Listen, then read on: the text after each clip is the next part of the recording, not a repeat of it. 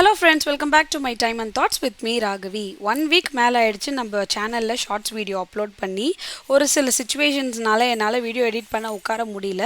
But இப்போ back to normal. இன்னைக்கு ஒரு டிப்ஸ் வீடியோ பார்த்துடலாமா? எலுமிச்சை பழத்தை காமிக்கிறேன். ஆப்வியஸா தெரிஞ்சிருக்கும். இது ஒரு ஸ்டோரிங் டிப்ஸ் வீடியோ தான்.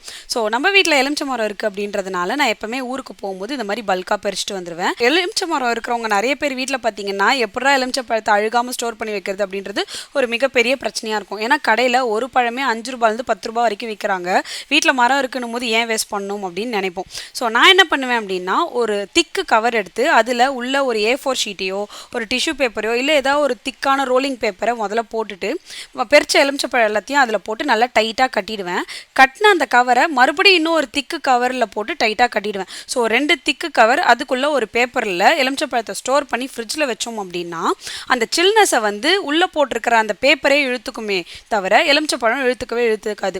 ஸோ எப்பவுமே நிறைய பேர் பண்ணுற தப்பு என்னன்னா கவரில் ஸ்ட்ரைட்டாக பழத்தை போட்டு உள்ளே வச்சிருவோம். அப்படி பண்ணும்போது அந்த ஈரப்பதம் எல்லாத்தையுமே வந்து எலுமிச்சப்பழம் இழுத்துக்கும் அப்படின்றதுனால உங்களுக்கு சீக்கிரமாக அழுகிடும். உள்ளே வந்து நீங்கள் பத்திரமா ஸ்டோர் பண்ணி வைக்க முடியாது. ஒரு பேப்பரை போட்டு வைக்கிறோம் அப்படின்னு பார்த்து அந்த ஈரப்பதம் சில்னஸ் எல்லாத்தையும் அந்த பேப்பர் இழுத்துக்குமே தவிர எலுமிச்சப்பழம் இழுத்துக்காதுன்றதுனால அழுகாமல் சூப்பராக ஃப்ரெஷ்ஷாக இருக்கும். பழம் காயா வச்சிங்கன்னா நல்லா பழுத்துரும் அண்ட் டாட்ஸ் வரதான் செய்யும். பட் எக்காரணத்தை கொண்டும் அழுகவே அழுகாது. அண்ட் 10 நாளைக்கு ஒரு தடவை அந்த போட்டிருக்கிற பேப்பரை மட்டும் மாற்றி விட்டு கவரை திருப்பி டைட்டாக ஸ்டோர் பண்ணி உள்ளே வச்சிங்கன்னா 15லேருந்து கிட்டத்தட்ட ஏன் 1 மாதம் வரைக்கும் கூட பழத்தை இந்த மாதிரி வச்சுக்கலாம்.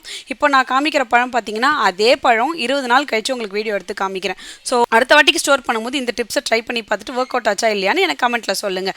வீடியோ பிடிச்சிருந்ததுன்னா லைக் பண்ணுறேங்க. தேங்க்ஸ் ஃபார் வாட்சிங். See you soon.